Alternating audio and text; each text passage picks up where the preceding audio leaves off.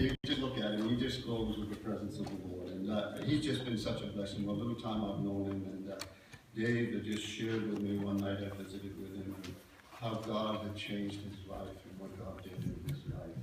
And I said, Dave, will you come and share that this morning? Dave, God bless you as you share.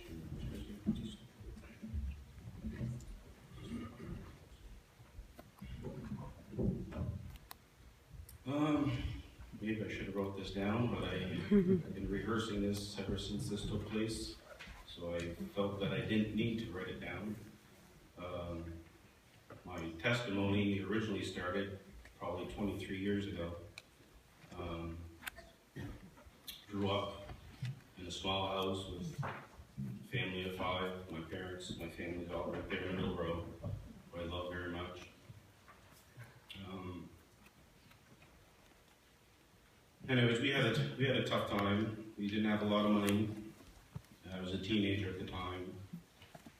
I held a lot of my anger, a lot of my issues to myself. Things just built up. I was to a point where one night I just broke down. I couldn't take it anymore. I don't know where I was going, what I would have done. But I laid in my bed one night crying, full of anger, punching the wall. And I prayed, and I said, God, if you're there, show me. Give me some sort of sign, anything. Or else, why am I doing this? Why do we live such a miserable life? Or why was I living such a miserable life? And with an instant, I had a vision of a face in front of me. My room was dark. All the lights were off. I opened my eyes. It was still there. I couldn't get rid of it. I was probably more spooked than anything. I grabbed my light and I turned the light on, and it was gone. And I just felt calm, peaceful, but then it just, as if it went into a dormant state. I remember just thinking, that was strange, that was weird. I had no explanation for it. And that was 23 years ago. I moved to Fredericton, lived in Fredericton for 18 years. Had a family, had children. At the time, my excuse for wanting to go back to church was for my children. I wanted them to experience Sunday school and God, and getting to know Jesus. And little did I know it was more for me. We had started attending church, and immediately, as soon as I started going, I was overwhelmed. I was hit with feelings that I couldn't explain. I wanted to know more. I had a hunger for learning more. I just so many things I wanted to know, and I didn't know. They had offered an Alpha course through our church, which I attended. And we did, I think it was 10 sessions, and the very last session is called the Holy Spirit Week.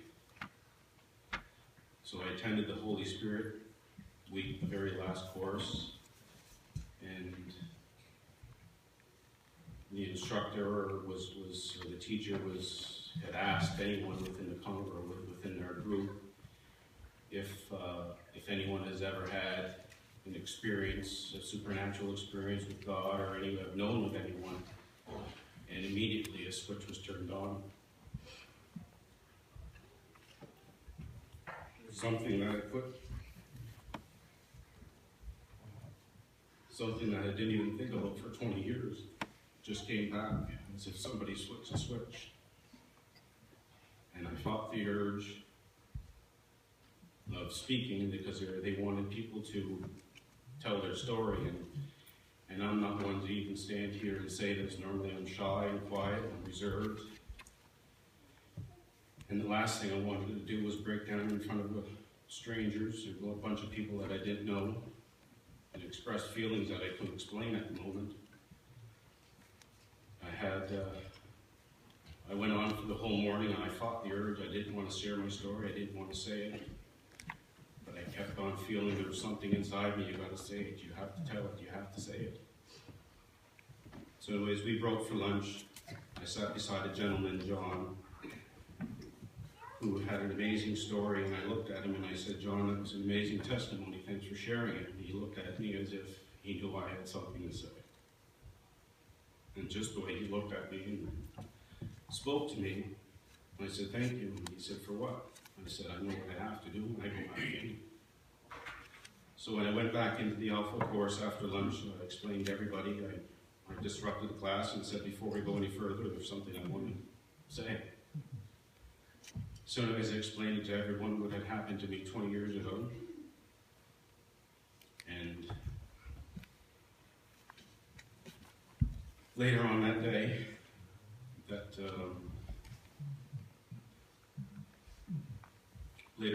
we were taking our children to see the movies. It was on a Saturday. But I had an urge that I wanted to go and find a book, a new Bible, an easy-to-read Bible, so we went to Chapters. And as soon as I went into the Christian area of Chapters where the books were, immediately I seen a yellow-colored book that was there, and I grabbed it. It said, "Is heaven for real?" So I grabbed the book and I looked at it and I read the back of it. And I just read the back part of what the book was about. And if anyone knows the story, it's about a little boy, Colton, who comes into a coma and has a near-death experience in his recollection of going to heaven and seeing Jesus. And so anyways, that was in November. I had seen that book, but I never purchased it. I was never a reader. I didn't care to read. Reading didn't interest me. But the book always was on my mind. I mentioned it to a fellow co-worker that I worked with in Fredericton. He was a Christian. We talked about it.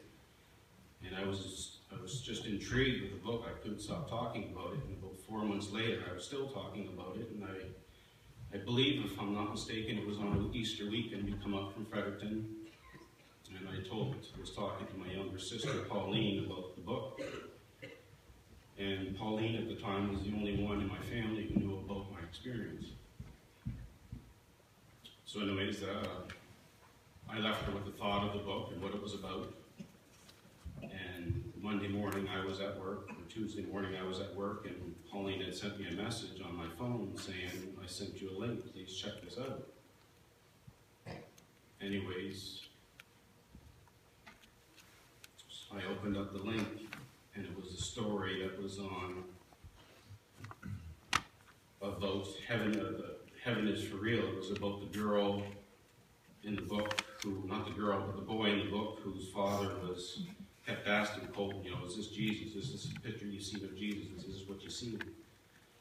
And the little boy kept saying, "No, that's not him." But near the end of the book, the boy was introduced to a picture from Etienne Kramaric, who drew a painting called "The Prince of Peace."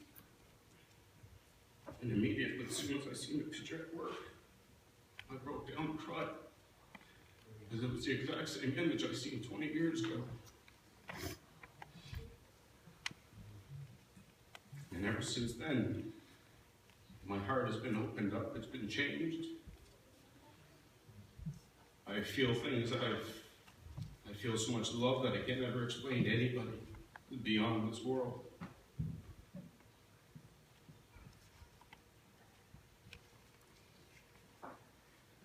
I know in my heart that Jesus does live. He lives within us every day. He's with us.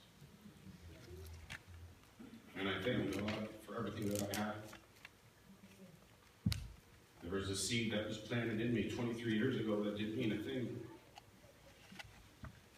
For 20 years living in Fredericton, or 18 years living in Fredericton, I had Christian people around me inviting me to go to church, inviting me to go here, and I just wasn't ready. I didn't do it. And I believe everything with God is timing. Just as I'm speaking in front of you today, I've always felt for the last 3 years, ever since this has happened to me, I've rehearsed this in my head. I've rehearsed it over and over, knowing it, sometimes not knowing it, waking up saying it. And I believe me standing here saying this to you today is not for me, it's for somebody here. I believe that with all my heart.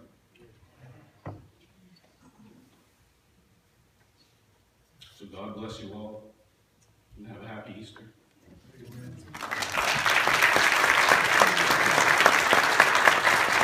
Amen.